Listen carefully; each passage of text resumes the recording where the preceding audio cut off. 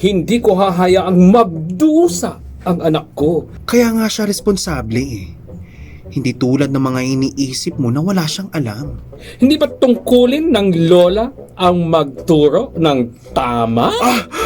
Mas mabuti patigilan mo na ang panghihimasok sa dalawa.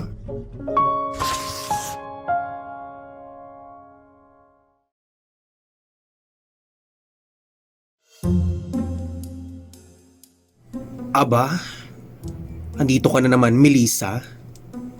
Hindi pa ba sapat na halos araw-araw may komento ka sa bahay ng anak ko? Belinda, hindi mo ba na-appreciate?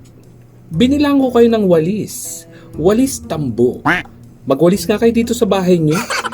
Maalikabok, parang road project ahead. At masama bang magbigay ng payo? Kung hindi ako magsasalita, baka tuluyan ng mapabayaan ang anak ko sa pamumuhay. Ang sangsang ng amoy. Parang may naamoy ako hindi maganda. Pabayaan? Excuse me, Melissa. Maayos ang pagpapalaki ko sa anak ko. Kaya nga siya responsable eh.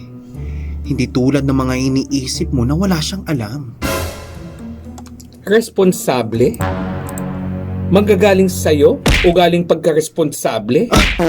Ayusin mo yung peluka mo. Kung... Pinuka! Sandali.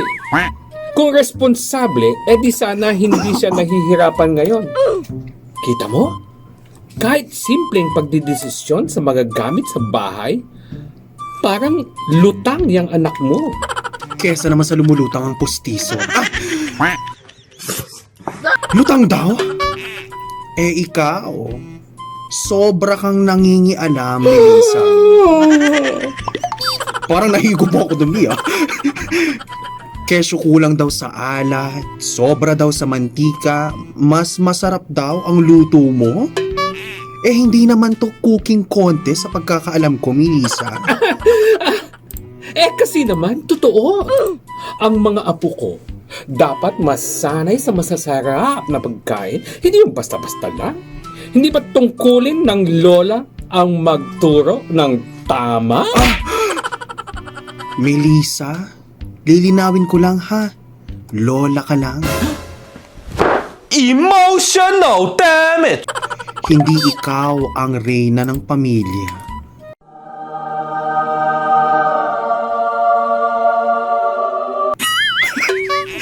At huwag mong turuan ng mga apo ko, pwede ba, Melissa, na baliwalain ako.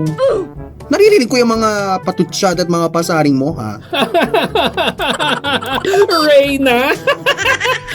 Kung ako'y Reyna, aba, hindi sana ganyan kagulo ang pamumuhay dito. Maayos lahat. Walang alikabok sa sahig.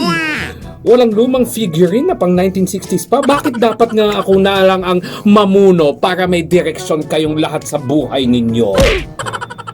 Bakit, Melissa? Pinakialaman ko ba yung piano sa bahay niyo? Eh wala namang marunong tumugtog sa inyo? At least may piano. Aba, sobra ka na, Melissa. Kung gusto mo maghari, doon ka sa bahay mo. Hindi dito sa bahay ng mga anak natin. At kung ayaw mo sa akin, Belinda, babaita, problema mo na yan. Basta ako. Hindi ko hahayaang magdusa ang anak ko dahil sa kahinaan ng pagpapalaki mo. Kahinaan, Melissa? Mas mabuti patigilan mo na ang panghihimasok sa dalawa. Kung ayaw mong lumala, baka pati apo natin, Melissa. Malito na kung sino ba talaga ang dapat nilang igalang. Ang kapal na mukha mo! Ay! Dali, pustiso ko! Hindi kita masabunutan. Weak pala yung buhok. Hindi yan, Mili. Grabe ka naman, Mili. Grabe. Pasabog ang drama sa tao to. Ang saliwan day panis. Oo, grabe.